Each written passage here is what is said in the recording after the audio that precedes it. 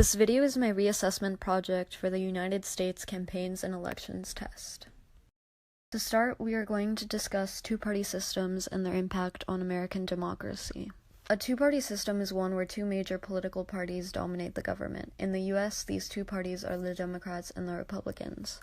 Unfortunately, this two-party system is greatly limiting American democracy. This is seen through how the views of the minority are overlooked because other political parties almost never have any representation in Congress. In addition, it is nearly impossible for a third-party candidate to win the presidency because the Electoral College requires a candidate to win the plurality per state, making it hard for a third-party candidate to pick up a single electoral vote. An interesting example of this occurred in the 1992 election when Ross Perot ran as an independent and amassed 20% of the popular vote, yet still failed to win a single electoral vote.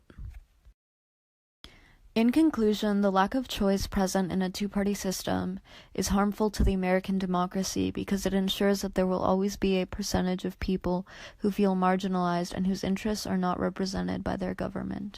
Next, we will discuss the major role political parties serve in the American electoral process.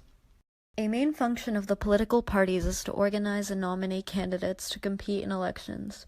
They do this by recruiting people who will promote their party platform, nominating these individuals as their candidates, providing financial support, and finally by launching their own campaigns to help elect these candidates. Another function of the major political parties is deciding who will be their presidential candidate through a national convention.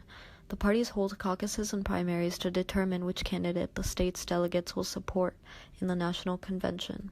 A caucus is when voters meet in a specified location like a gym and listen to speeches and a discussion held prior to the vote before publicly declaring their support for a candidate.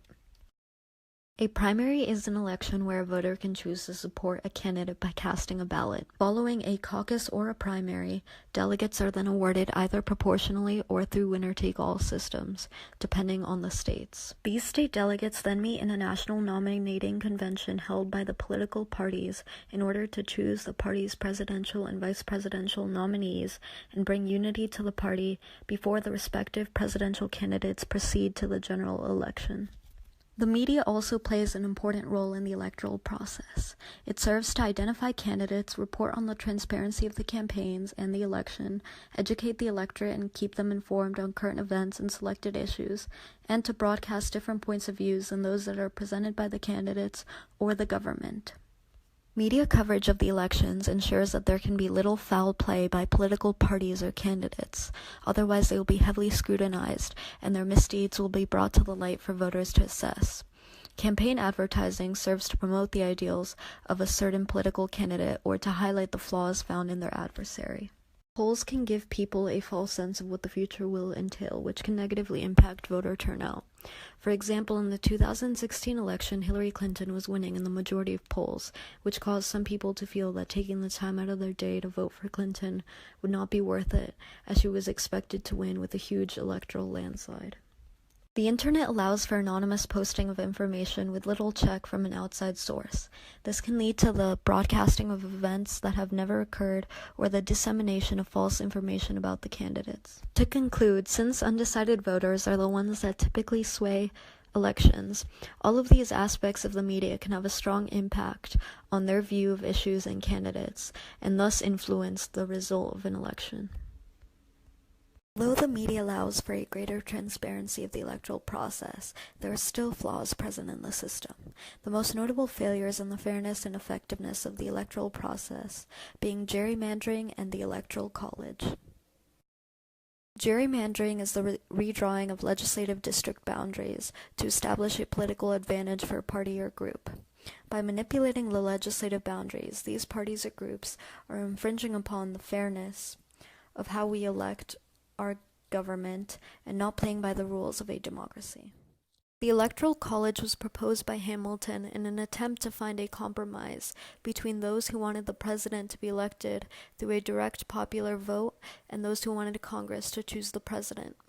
While in those times the Electoral College served as the ideal method of electing an executive, as democracy was such a fresh idea, nowadays the lack of popular vote and how the Electoral College favors campaigning to swing states rather than the people weakens the American democracy. Lastly, I want to end with the idea that the U.S. electoral system may pose a lot of challenges to candidates that may limit America from electing the best presidential candidate.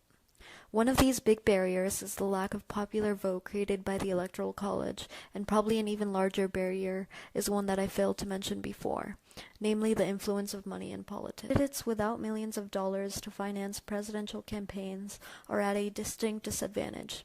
This limits candidates from lower socioeconomic backgrounds that may otherwise be qualified from running for president. As a final summary to the video, I wanted to state that while America is one of the strongest democracies in the world, it is far from perfect. Created using Powtoon.